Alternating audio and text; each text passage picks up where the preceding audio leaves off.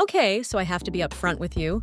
I did not expect this. I genuinely thought this was going to be one of those experiments where nothing really happens, and I'd come back here a week later, going, yeah, I ate some vegetables, cool story. But that is not what happened.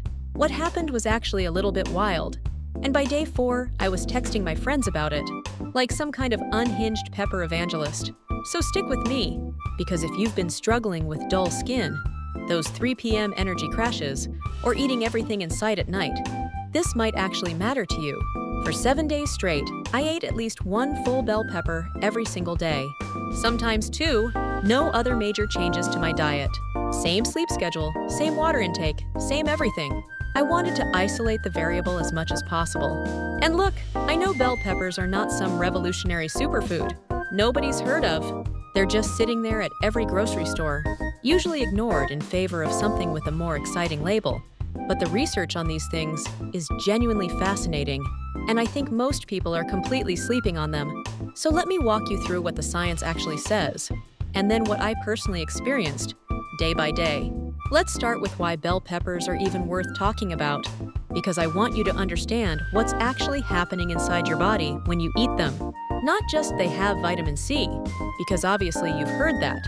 A single medium red bell pepper contains around 169 milligrams of vitamin C. The recommended daily intake for most adults is between 65 and 90 milligrams. So 1 pepper is essentially doubling what your body needs in a day. A study published in the American Journal of Clinical Nutrition found that higher vitamin C intake is significantly associated with reduced skin wrinkling and dryness, even after controlling for age, sun exposure, and other dietary factors. And that study looked at over 4,000 women, so it wasn't a tiny sample. But it doesn't stop at vitamin C. Red bell peppers are also loaded with beta-carotene, which your body converts into vitamin A, and a compound called capsaicin, a powerful antioxidant.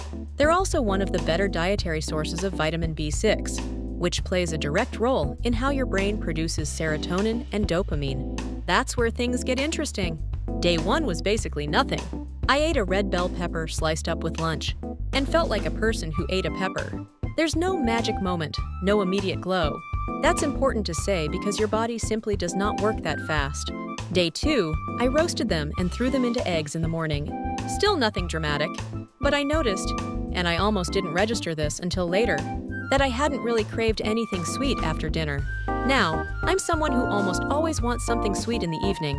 It's basically a ritual, but that night I just didn't. I wrote it off as coincidence. By day 3, I started reading more because of that craving thing.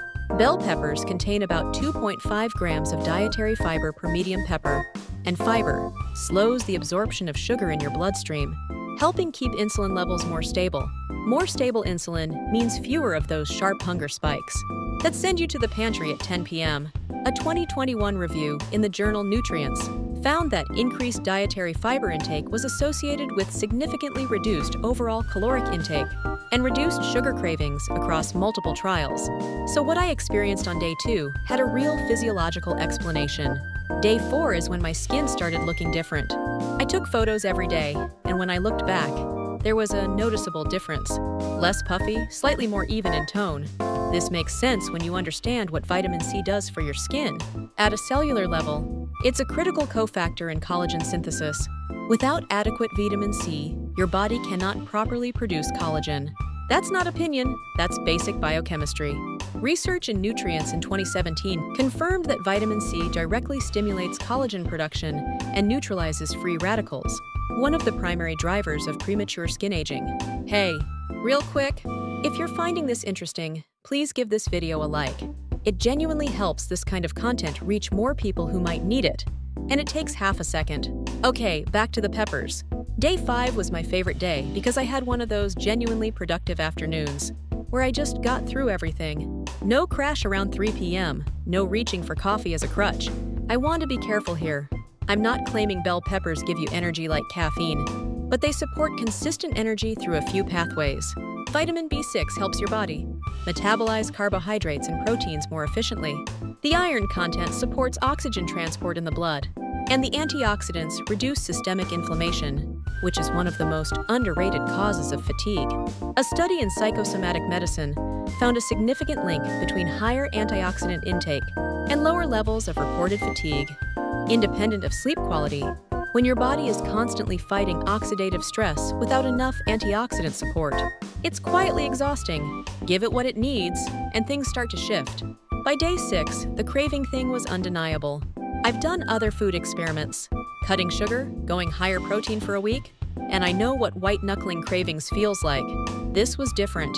I just wasn't that interested in junk food. My body felt more satisfied after meals, and I wasn't snacking nearly as much. Part of this comes back to fiber and blood sugar stability, but part of it may also connect to cortisol. Research published in the Pakistan Journal of Biological Sciences showed that vitamin C can reduce cortisol levels, the stress hormone that drives emotional eating and cravings for high-sugar, high-fat foods. When cortisol is chronically elevated, your brain literally seeks out comfort foods as a coping mechanism. Bringing it down, even slightly, can interrupt that cycle. Day 7, I woke up, and my skin just looked cleaner, more alive. I know that sounds vague, but the texture was smoother, and my usual hormonal breakouts were noticeably milder. All of it ties back. Vitamin C, vitamin A, antioxidants, working together on skin cell turnover and inflammation. My energy across the whole day felt steadier. Not rocket fuel, but like the floor of my energy had been raised. And I ate less overall. Not because I was restricting, but because I genuinely wasn't as hungry. Does it matter which color pepper you eat? Yes, actually. Green bell peppers are harvested earlier and contain significantly less vitamin C and beta-carotene. Red bell peppers have been on the vine the longest and are the most nutritionally dense, nearly 3 times the vitamin C of green peppers, and almost 9 times the beta-carotene. Yellow and orange fall somewhere in between. So if you're doing this for skin and energy, go red and eat them raw or lightly roasted. Heavy cooking degrades the vitamin C content. The most practical advice I can give you, don't make it complicated. Find one place where a pepper fits naturally into your day.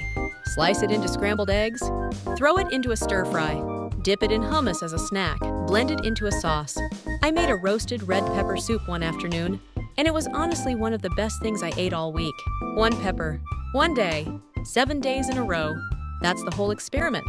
Here's what I keep coming back to.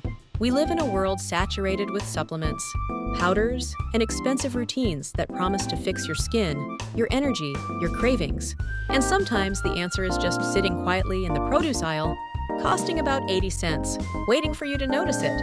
I'm not saying bell peppers cure anything. I'm not a doctor. I'm just someone who got curious, did the reading, ran the experiment on myself, and came back to tell you what happened. But the science is real, the mechanisms are well understood, and the results were real enough that I'm still eating them every day, 2 weeks later. Try it. 1 week. 1 pepper a day.